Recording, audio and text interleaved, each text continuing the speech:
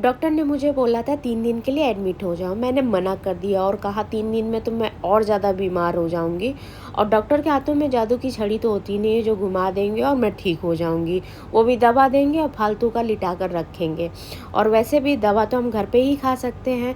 तो मैं वो काम करने लगी जो मैं बहुत दिन से सोच रही थी, इस बालकनी को डेकोरेट करने के लिए। तबीयत तो थोड़ी सही नहीं थी, फिर भी मैंने सोचा फाइनली आज मैं इसे डेकोरेट करती हूँ, जिसके लिए मैंने पहले से मंगा रखे थे कुछ डेकोरेशन के सामान, जो कि कुछ फ्लिपकार्ट से थे, कुछ मीशो से थे। जहाँ से मुझे जो भी सस्ता सामान मिला वो मैंने मंगा लिया, क्योंकि मुझे पूरा डेकोरेट करना था अपनी बालकनी। बालकनी बाहर होती है तो जैसे आंधी भी चलती है, पानी भी आ जाता है, तो चीज़ें ख़राब हो जाएंगी। तो मैं बहुत ज़्यादा इन्वेस्ट नहीं करने वाली थी, बस कुछ ही चीज़ों से, बहुत सस्ती सस्ती चीज़ों से मैंने अपनी बालकनी को डेकोरेट किया कि कुछ अलग सा लुक दिया जाए अपनी बालकनी को। क्योंकि मेरे यहाँ का बालकनी का व्यू बहुत अच्छा है।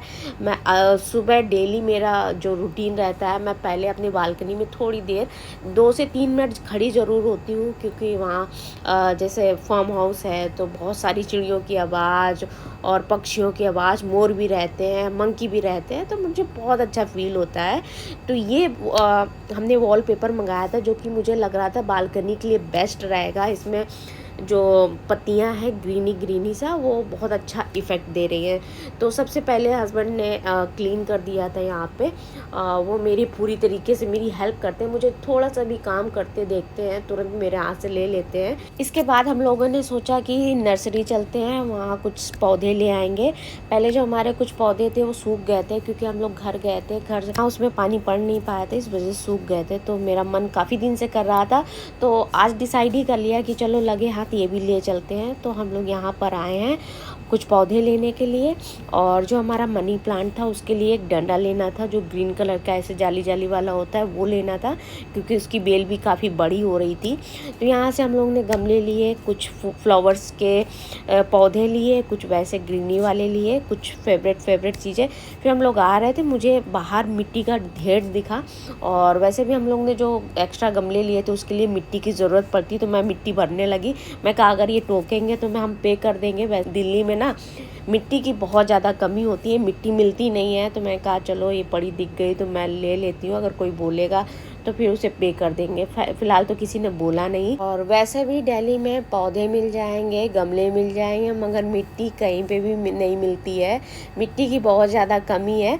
तो यहाँ से हम लोग मिट्टी ले जा रहे हैं, ताकि हमें पता था कि ज़रूरत पड़ेगी। तो यहाँ बालकनी में जो कुछ गड्ढे से हो गए थे, आयांस वगैरह खोदता रहता है, तो कुछ उसके किए हुए थे, और कुछ वैसे ख़राब भी हो रही थी। तो मैंने सोचा पुट्टी लगाकर इसे ठीक कर देते हैं, जगह को फिल कर देते हैं। और मेरे पास पहले से पेंट रखा था, तो मैंने सोचा मैं कर देती हूँ, थोड़ा सा अच्छा ही लुक आएगा। वैसे भी पेंट बेकार ही मैं फेंकने वाली थी, मैंने कहा चलो कर देते हैं, अब रखा है तो। मम्मा मैं पेंट करूँगा, क्योंकि मैं कर